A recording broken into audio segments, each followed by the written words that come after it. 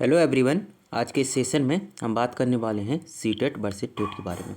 कौन सा आपके लिए बेहतर होगा? अगर आप बीएड कर चुके हैं या फिर बीएड अभी आपका चल रहा है और आप सोच रहे हैं कि हमें कौन सा टेट देना चाहिए, सीटेट देना चाहिए या फिर स्टेट टेट देना चाहिए, दोनों के क्या क्या फ़ायदे हैं, क्या नुकसान है, सब कुछ हम इस सेशन में बात करेंगे। ठीक है, तो सीधी सिंपल बात है, हम कंपेयर करने वाले हैं सीटेट बेटर है या फिर टेट बेटर है। ठीक है, दोनों ही हमारे पास में टीचर जो होते हैं ना, टीचर जो बनते हैं, चाहे स्टेट में हो चाहे सेंटर में है, तो हम बोल सकते हैं दोनों एग्ज़ाम हमारे पास में टीचिंग एलिजिबिलिटी एग्ज़ाम होते हैं। ठीक है, मतलब टीचर जो बनने वाले हैं उसमें एक एलिजिबिलिटी टेस्ट होता है, उसके बाद मेंस होता है। तो ये एलिजिबिलिटी एग्ज़ाम है कि आप मेंस में बैठोगे या नहीं। ठीक है, दोनों एग्ज़ाम का ये होता है कि आपको सिक्योर करता है कि आप मेंस में बैठोगे या फिर नहीं बैठोगे। ठीक है, अगर हम बात करें सीटेट क्या है, तो सीटेट हमारे पास में सेंट्रल लेवल की आप टीचर बनना चाहते हो, जैसे KBS है, NBS है, DSSS भी है, EMRS है, ये सेंट्रल की वैकेंसी होती है। और अगर आप यहाँ पे टीचर बनना चाहते हो तो हमारे पास में सेंट्रल टीचर एलिजिबिलिटी टेस्ट होता है जिसका नाम होता है सीटेट। ठीक है, कंडक्ट किसके द्वारा कराया जाता है? CBSE के द्वारा कराया जाता है। और जो भी हमारे पास में KBS, NBS, EMRS स्कूल होते हैं, यहाँ पे आपकी भर्ती होती है। तो जो सीटेट होता है, ये मान के चलो कि आपके पास में प्री है। ठीक है, जैसे ही आपके पास सीटेट क्वालिफाई होता है, फिर इसके बाद में हमारे पास जैसे EMRS है, अभी वैकेंसी निकली है। ठीक है, KBS है, NBS है, ठीक है, DSSS भी है। तो इन सभी के लिए एक अलग से रिक्रूटमेंट निकलता है, तो वहाँ पे आप फॉर्म भर सकते हो सीटेट क्वालिफाई करने के बाद में। ठीक है, वैसे अगर हम बात करें टेट की, और जो टेट होता है ना, वो स्टेट के लिए होता है। जैसे हमारे पास मध्य प्रदेश है, उत्तर प्रदेश है, राजस्थान है, हरियाणा है।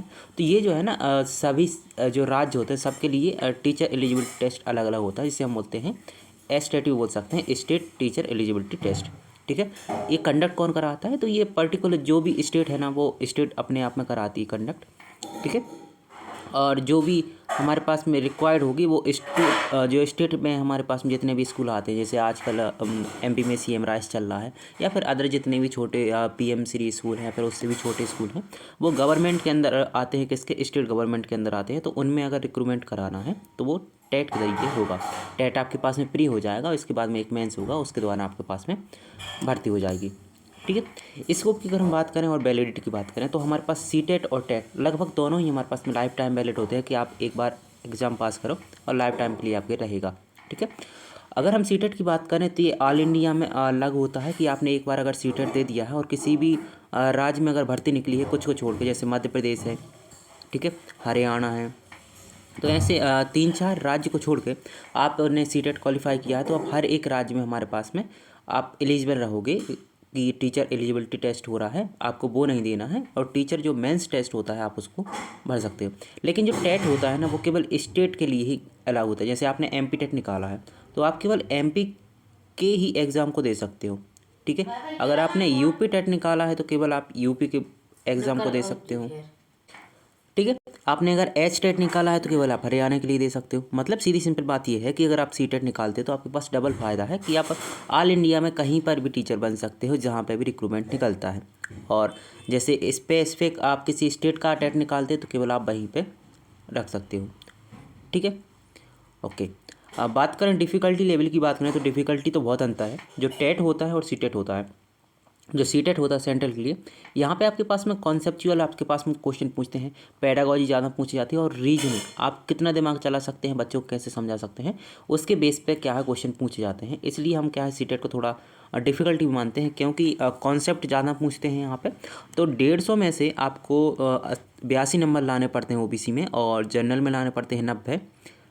ठीक है, SC ST को भी 82 लाने पड़ते हैं। तो इतना लाना भी यहाँ पे नेगेटिव मार्किंग होती नहीं, लेकिन फिर भी कठिन हो जाता है, क्योंकि यहाँ पे कॉन्सेप्ट होते हैं और रीजनिंग होती है, तो थोड़ा कठिन हो जाता है। बाकी स्टेट लेवल की बात करें तो यहाँ पे जो भी हमारे पास सिलेबस है स्टेट लेवल का, उसके बेस पे फैक्ट क्वेश्चन पूछे जाते हैं। जैसे डायरेक्ट आपसे पूछ लिया कि ये बताओ कि जो हीमोग्लोबिन है ना, इसका काम क्या है। ठीक है, तो जो सीटेट होगा वो इसको घुमा के क्वेश्चन पूछ लेगा। ठीक है, तो सीधी बात है, आपको रीजनिंग तो करनी पड़ेगी। बात करें लैंग्वेज और पैटर्न की, जो सीटेट होता है वो बाइलिंगुअल होता है, मतलब आप अपने अनुसार चुन सकते हो 2 भाषाओं को, और सीधी बात है जो भाषा आप चुनोगे उसके अनुसार हो सकता है बाइलिंगुअल होगा, और नेशनल पेडागोजी लेवल होगा। जबकि टेट की बात करें तो ये रीजनल लैंग्वेज में हो सकता है। ठीक है, जिस राज्य की जो भी रीजनल लैंग्वेज होगा उसमें ये कर सकते हो। ठीक है। और मेनली जो स्टेट एजुकेशन होता है उस पर फोकस किया जाता है। जॉब की और सैलरी की अगर हम बात करें, जो सीटेट होता है इसके द्वारा KBS NBS DSSB EMRS में वैकेंसी होती है और इनका हायर पैकेज होता है, ठीक है। लगभग हम मान के चलते हैं, मिनिमम मान के चलें तो 60 से ऊपर ही होगा आपके पास में, ठीक है, 60,000 से ऊपर होगा।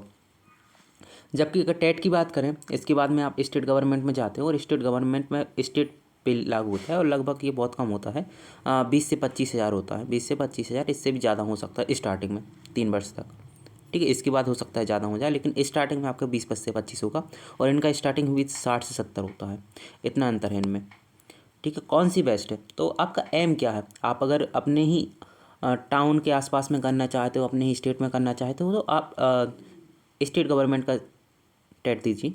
बाकी अगर आप सेंट्रल में जाना चाहते हो, KBS में, NBS में, ठीक है, बहुत कुछ एक्सप्लोर करना चाहते हो, आप सीटेट दीजिए, ठीक है। और बाकी तो ये है कि जो भी एग्ज़ाम निकल आए अब वो एग्ज़ाम दीजिए, निकालिए, आपने पढ़ा है तो ज़्यादा दिक्कत नहीं है, आप हर एक एग्ज़ाम को निकाल सकते हैं, क्योंकि ये हमारे भविष्य है, ठीक है। इसमें हम देख सकते हैं कि अगर हम सीटेट दे रहे हैं या फिर टेट दे रहे हैं, हो सकता है कि सीटेट की वैकेंसी, सीटेट तो हर बार आ रहा है लेकिन KBS NBS की वैकेंसी नहीं आ पा रही है, हो सकता है स्टेट की वैकेंसी आ जाए। और अगर आप मध्य प्रदेश से हैं और आपने स्टेट टेट निकाला है तो आप उसको भर सकते हैं, लेकिन स्टेट टेट नहीं निकाला है तो आप मध्य प्रदेश में नहीं भर सकते। तो मेरे मानना तो यह है कि आप दोनों की तैयारी कीजिए और दीजिए।